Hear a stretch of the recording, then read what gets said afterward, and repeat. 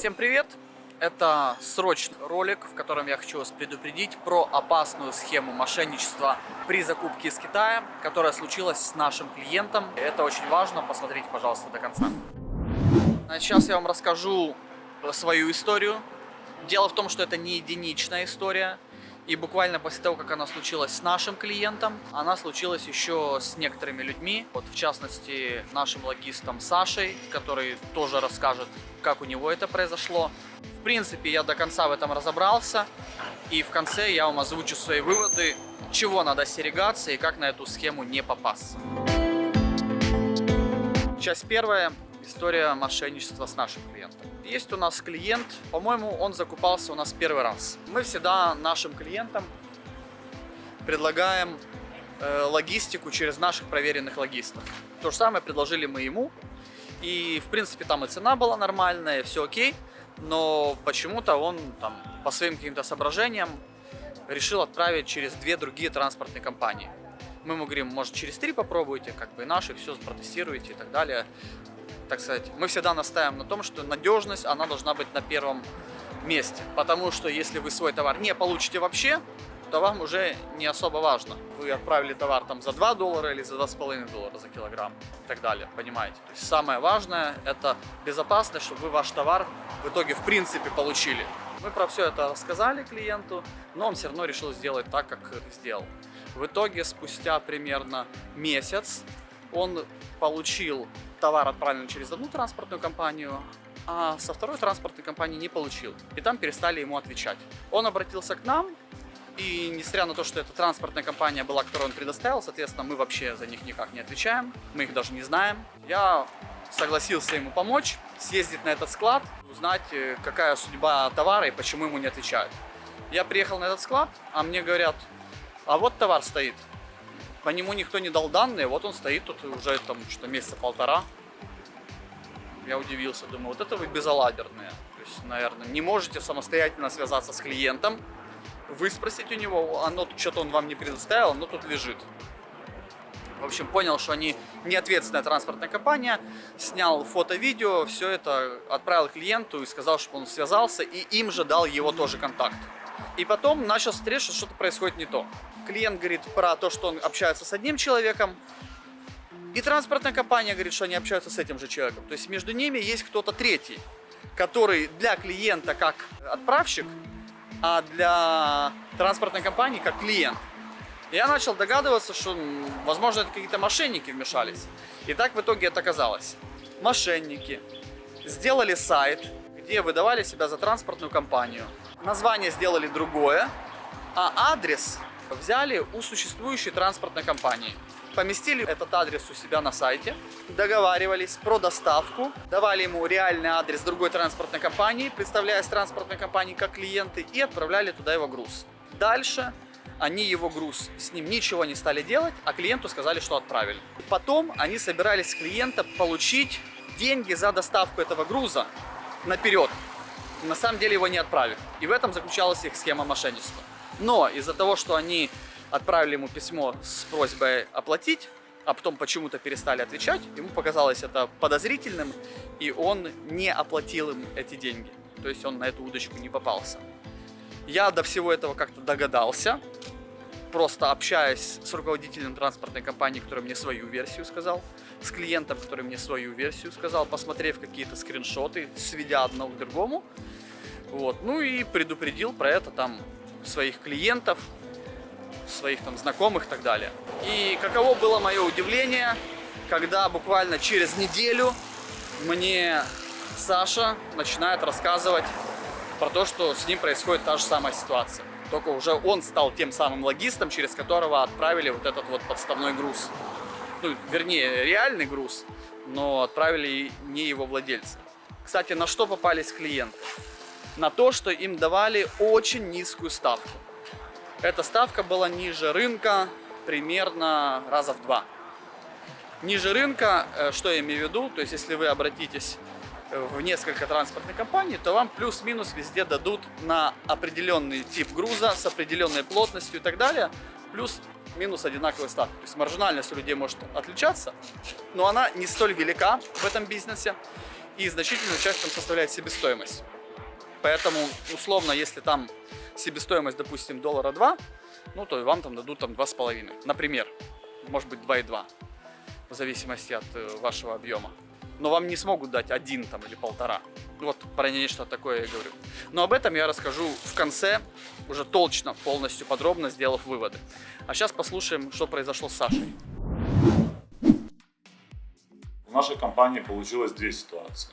Первая ситуация связана с электронными сигаретами, вторая ситуация с мебелью для йога-салона или для фитнес-центра. Расскажу по первой.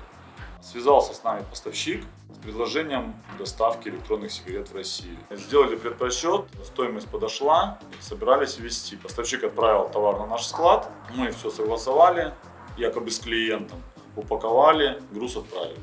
По приходу груза в Москву мы связались с клиентом, о приходе груза клиент приехал, оплатил доставку, все нормально и забрал свой товар. Дальше ситуация интересная. С нами связывается поставщик и говорит, что клиент не получил товар. Как это произошло? Далее стали разбираться, оказалось, что мошенники приняли груз клиента на наш склад, взяли с него деньги за доставку и получили его товар и исчезли после этого. Сумма была достаточно большая. Закупка товара была на $50 000. А логистика на 4,5 или 4 800 000 долларов по доставке. Ну, это с учетом упаковки, логистики, страховки, всех дополнительных расходов. И причем мошенники взяли денег половину еще от клиента. Половину это примерно там в районе 2500 долларов, и они ему сделали просчет на эту сумму. То есть за счет чего попался клиент? Попался за счет дешевой якобы логистики. На 2500 долларов посчитал, что сможет доставить. На самом деле наша хорошая цена была, с учетом всех расходов на этот вес объем, около там 4500 долларов, но это явно дороже, чем 2,5. И вот для мошенников эта сумма подошла, с учетом того, что они присвоили себе товар, а клиент повелся на дешевый ценник 2,5 и потерял и то, и другое. Вторая ситуация была, мы подозреваем, это не факт, но мы подозреваем, что это работала та же самая группа мошенников с другими контактными данными. Полностью обратились к нам за доставкой мебели для фитнес-салона. Сказали, что мебель готова, все упаковано, там, готово к перевозке, а другого поставщика по логистике сумма не подошла, ваша подходит, могли бы взять в перевозке. Мы сказали, что могли, с оплатой при получении в Москве. В итоге мы груз доставили, а вот этот клиент, который у нас заказывал доставку, исчез полностью вообще. Нигде не отвечает, все.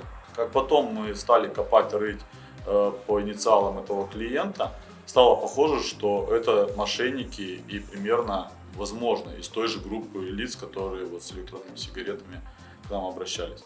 По итогу товар прибыл в Москву, сумма доставки, а там почти целый контейнер груза, в районе 12 000 долларов. Товар, который, ну, собственно, очень профильный, очень специфичный, особо никому не нужный, и у нас стоит на складе.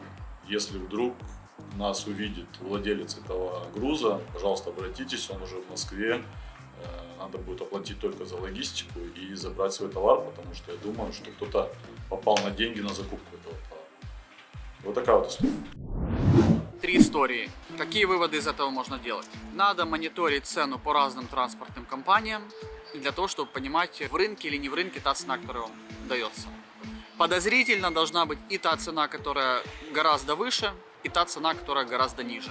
И то подозрительно. Не надо радоваться, как ребенок, если вам дали цену в 2 раза ниже. Надо воспринимать это как нечто подозрительное, поскольку есть себестоимость, и привыкните уже, что не растут айфоны на деревьях в Китае, ну, не только в Китае, есть понятие себестоимости, а не просто все может быть такое дешевое, а что оно такое дешевое, непонятно.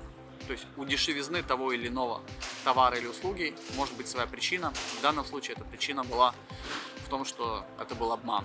Некоторые люди попали на довольно большие деньги. Наш клиент, к счастью, попал только на ожидание. Там примерно 2 месяца его товар простоял и на деньги не попал. Другие клиенты попали на деньги. И перепроверяйте те транспортные компании, с которыми вы работаете, чтобы это были надежные транспортные компании, которые ведут какую-то деятельность, как-то там зарегистрированы в каких-то соцсетях. у них там какая-то продолжительная есть история, видно их реальность и так далее. Потому что небольшое количество фотографий, видео и так далее можно, в принципе, у кого-то скопировать, разместить у себя и все. Но этого недостаточно. Также в современном мире, ввиду там развитости технических средств связи и так далее, связывайтесь, если хотите удостовериться, с тем, с кем вы общаетесь, по видеосвязи. И записывайте это видео. То есть у нас, например, никто никогда не откажется там, в видеосвязи клиенту. Мы часто сами связываемся. Я с клиентами всегда, потому что зрительный контакт, он вызывает доверие. Мошенник, скорее всего, не захочет себя показывать, он понимает, что это может быть снято и применено потом при его поисках. Ему это не надо. Соответственно, то, что кто-то от этого откажется, это будет вам еще один дополнительный фактор подозрительности. Исходя из того, что таких факторов будет много, вы можете подумать, наверное, лучше не буду с ними сотрудничать, рисковать, как-то слишком много нюансов. Вот такой вот ролик. С вами был Дмитрий Белоусов, компания «Изучай на бизнес», с вот таким вот выпуском. Берегитесь от мошенников, отслеживайте цены, работайте с проверенными поставщиками услуг, то ли логистических, то ли любых, и товаров в том числе. Пока!